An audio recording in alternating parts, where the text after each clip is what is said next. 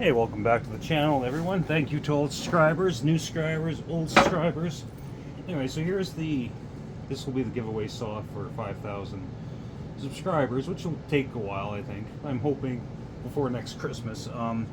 Anyways, so this is a Husqvarna 50. This is the 50 cylinder. This saw needs a bunch of cleanup, and this is the 55 cylinder that I machined it. But then after I machined it, I decided to do the big bore with the Zenoa cylinder, 48 millimeter. So that other one, that's 58 cc. So I want to do more work to that thing. But so point of this video, well, there's no point in any of my videos, but if you're watching, thank you very much. Anyways, so when I test fit the piston cylinder, it hit because I machined quite a bit off here, and that was probably my intention. That was a while ago, so it was over a year ago. This just sat on a shelf.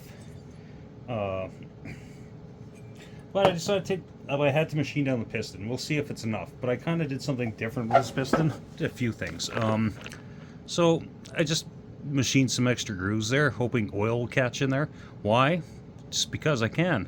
But one thing I did on this is I went down a rabbit hole last night about gas porting a piston. So that's what I did to this. As you can see, I have 5 holes on there. Oh, that's probably not good. There's 5 holes on there, and I don't know if the camera will pick that up, but see if we can put it on top, one of the holes. They kind of go through right to the back of the ringland. So the idea with that is combustion pressure and compression pressure will push down in there and expand the ring. Now, obviously, there's some downsides because those will get full of carbon, but this is just playing around. And that's mainly why I do this, for fun and to play around. I don't port saws professionally. I'd like to start. Well, I did that. I got the one for JC, but I got to finish that here. It's just been too cold to mess around outside. Muffler's still at work, but probably going to grab that for the weekend. We finally get some above freezing temperatures come next week if the forecast holds. So we're going to make sure this fits and does not hit. And it's a long weekend here in Canada, Family Day or something like that, or Louis Riel Day in Manitoba. Oh, come on. Hey. No coordination today, apparently. Okay, it's in there. Needs to be a little bit out.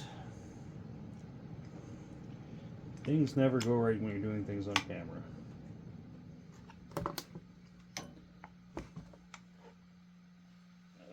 Come on. Spit on it? Okay. There we go. So that's... push it in there a little more. There we go. So it's clear. Find some cylinder bolts. Hopefully just 2 will let me know if this is going to hit or not.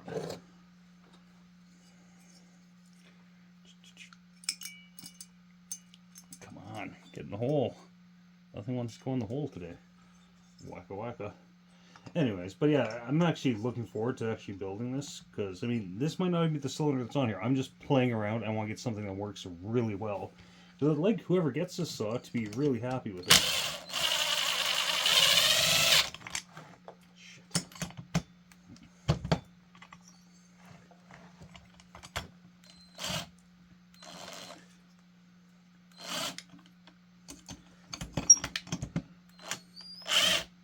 Did I do anything right today? Probably not.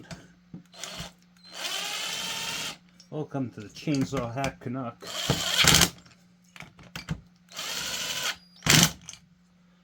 Now it's gonna hit. It might still hit. I might have to take more off of it. Oh, it doesn't. But just not hitting might not be enough. I want to check the squish. Which one saw it fell on the ground? Okay. Let's see what we got for squishes. See what the squish is. What size solder is this stuff? This is 50 thousandths of an inch. Okay, that's good.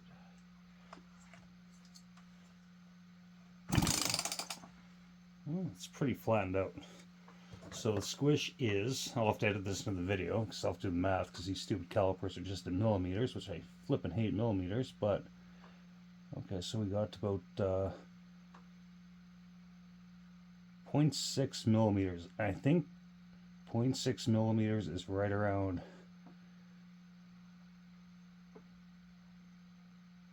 it might be more like 0.55 millimeters. Yeah, 0.55 millimeters. And that's probably right around 20 thou. Don't quote me on that. Once we get into fractions of a millimeter, my conversion goes all out the window. Some things I know, like 1 millimeter is 50 thousandths of an inch, and that's just going from gauges of metal, because we go by old school gauges at work, but new metal, like stainless steel, has like the millimeter equivalent. Actually, I think 50 thou might actually be, yeah, it's, no, 50 thou is 1.2 millimeters, 1.6 millimeters is 63 thou, I think. Yeah, so 40 thou is 1 millimeter then. Yeah, that's probably right. Maybe. Metric conversion with the chainsaw connect. Wacka wacka. Wait, I'm overtired today. But yeah, so this is the cylinder that's going to be going on there. I'm like, the thing is, I don't have any baseline to see if this gas porting or this gas porting is going to do a damn thing. What I can do, I can check the compression of this thing. Let's check the compression while we're playing about, even though the front handle isn't on here, and I kind of hate having to do compression checks with the front handle on because, you know, if you work on saws, you might know what I mean. It's kind of a pain in the ass. It's a little bit of oil in the cylinder. Just a little bit. I never go too much oil, because too much oil will just give you wacky compression numbers. It's like, oh, this thing's got 200 psi. Yeah, well, there's like an ounce of oil in the cylinder, you know what I mean?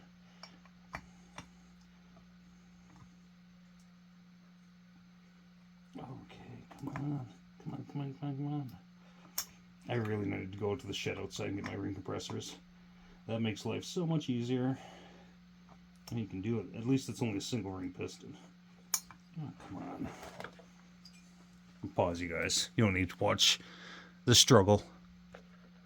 Okay, we got the cylinder back on. There's just 2 bolts on there, but that should be good enough reading. I go to timing numbers, so I have no idea where these numbers are, because like I said, I machined the base of the cylinder, and then after that's when I got the harebrained idea to put a 48 millimeter Zenoa top end on.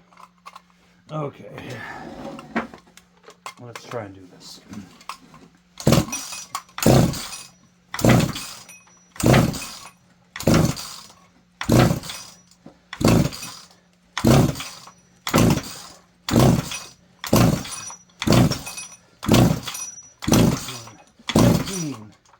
Yeah, it's not that good. It's only at 170 psi, but that actually isn't bad. I know you can put the like the 028 pistons in here and get like well over 200 psi, but we're not going to do that, because what happens with a lot of compression, you get a lot of heat. And if someone gets this ported saw, nice ported saw, when I'm done with it, I don't want someone, you know, it burns up on them because you're cutting firewood and it's got 240 psi and she overheats, because that's can happen. I mean, it's good for cutting cookies, but that's about it. Okay, do I want to mess with the clutch on here? Yeah, let's see where the numbers are. Why not, right? We're here. What do I have here? What size is that? Would that be? No, that'd be too easy. I'll pause you guys while I'm trying to struggle with this clutch. I'm not having a good track record today for not messing things up, so I'll do it not on camera. Okay, so I got my timing wheel hooked up here. Let's see what kind of numbers we got. Because like I said, I have no idea where they are. I know the spark plug wire needs some love because it's arcing out on the cylinder. It got pinched maybe in the case or something, and yeah, that's just not good. So I might just put a different coil on, because I got lots of coils for these things. Because I use them on all kinds of saws, because they work on all kinds of saws. Anyways, let's go see what the old exhaust is at here.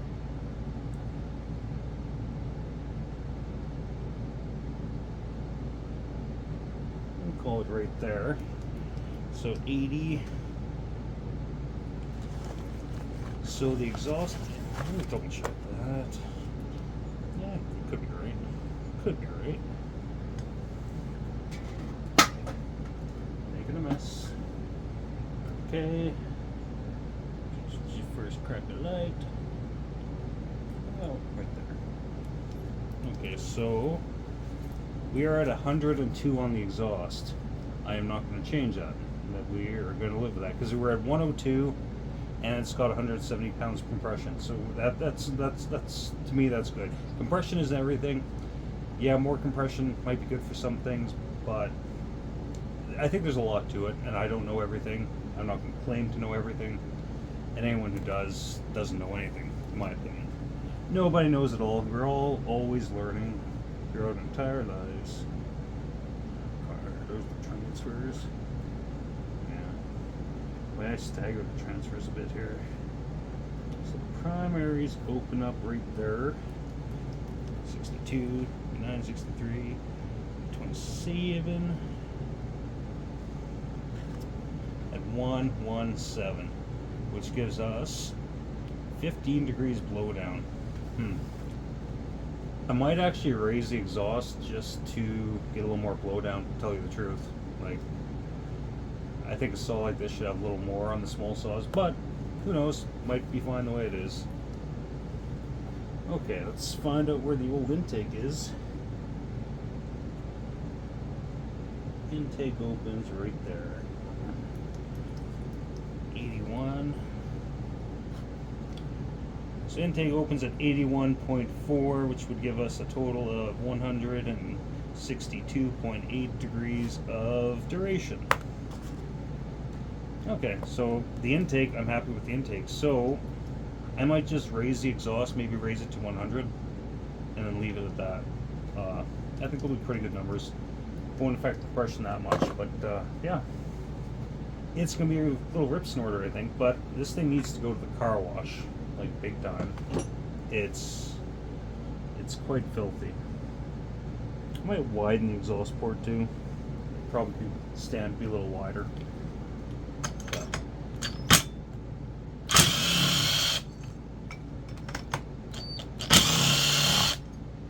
And then after this, after I'm done monkeying with this saw, or maybe before, because this is not a project that needs to be done tomorrow, obviously.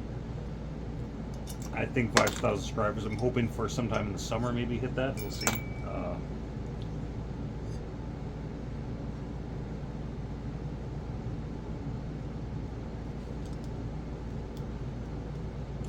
So crap got in there. There's so much. This thing needs such a bath. Anyways, I'm gonna take the piston back out and then do some cleaning, do some deep cleaning. Like I said, I might throw some box in my truck, go to the car wash and pressure wash the thing, which I've done before and it's okay. Just the thing is, after you pressure wash it, the crankcase open, just soak it. I mean, absolutely soak it with WD-40 just to get all that water out of there, and then turn it upside down so nothing stays in the crankcase. And that seems to work pretty good. So, anyways, hope everyone's having a good Tuesday. Maybe have some tacos. Take her easy. Thanks for watching.